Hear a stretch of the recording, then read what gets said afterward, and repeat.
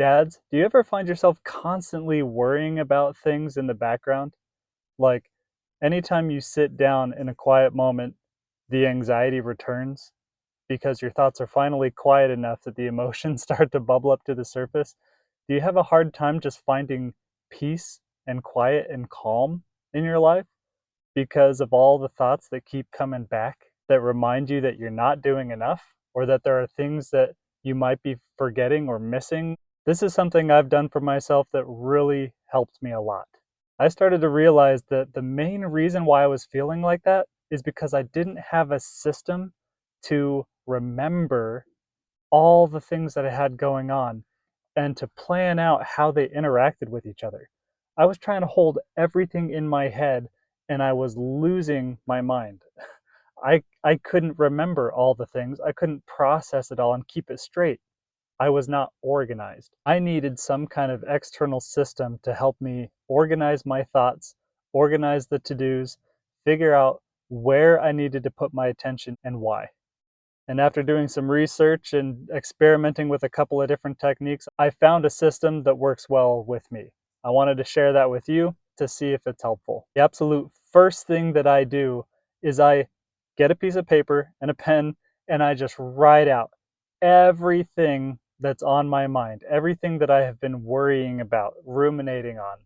I actually have a trigger list that gives me certain topics to consider that help flush things out, like upcoming events, home management, learning and education, purchases. These are all areas where ideas and to-dos can get stuck, lost, forgotten.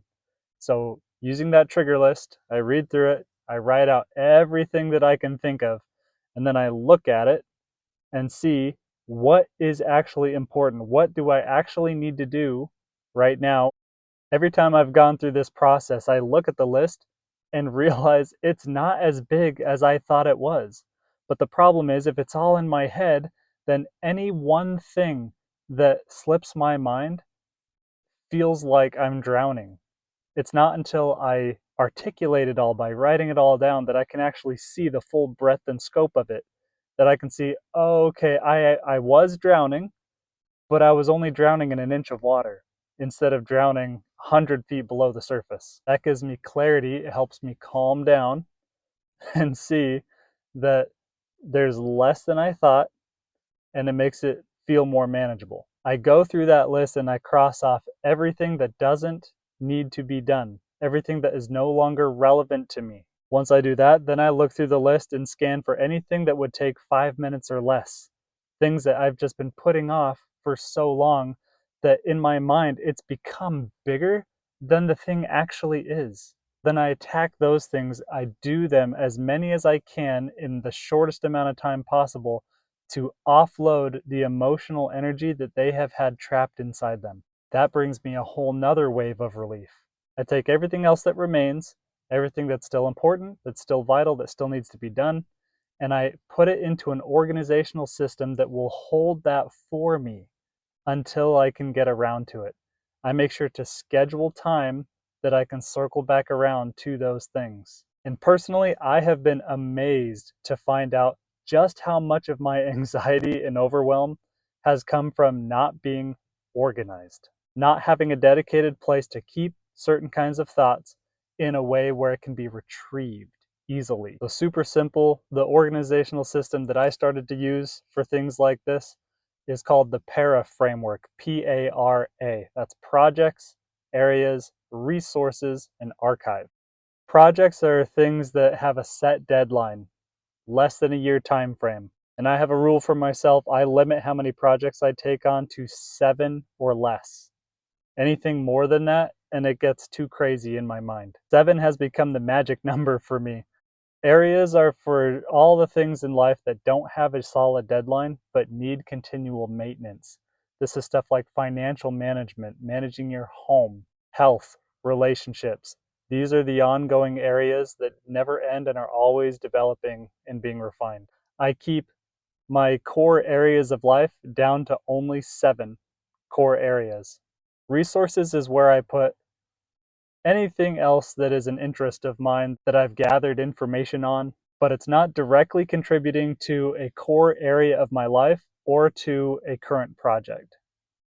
And then archive is where I park projects that are incomplete or projects that haven't been started yet, projects that have been completed that I don't want to forget about in case I look back on those and use information from there for a new project later on. That's the home for all of that. So because this is a framework, it's not a specific software, I can use that framework in lots of different environments. So on my computer, my external hard drive, my files, they're all organized by projects, areas, resources, and archives. My notes on my phone, projects, areas, resources, archive. I do that with my emails. I do that with my bookmarks on my web browser. Because I have that built into all of the environments that I capture my thoughts and ideas and to-dos, I now am able to retrieve information easily because I know if this is a project that I am currently working on and I keep it down to 7, then there are only so many places that I can look for information. If it originated from me, I know I'm going to find it in my notes. If there was a blog I read, I know I'm going to find it in a bookmark tab. And as I've maintained this system over the past couple of years, I have found incredible peace and calm knowing that I know where to find information that I have squirreled away. I know where to put new information when it comes in. I don't lose anything. The system manages the memory for me. And what I found in doing that is that there were some areas in my life that I was just ruminating and worrying about it all the time, keeping that open tab in my brain. When I finally externalized it into this system, I found that I actually only need to give attention to this thing maybe every month, not every day in the background. So the key thing here is not to just have a system, but to use the system consistently enough that your subconscious learns, okay, I can trust that there's something else managing this for me. I don't need to keep spinning my gears in the background. If you're interested in learning more about how to get organized in this way, comment organized below. I'll send you the triggers list that I use when I'm doing that mind dump activity so that you can get started today.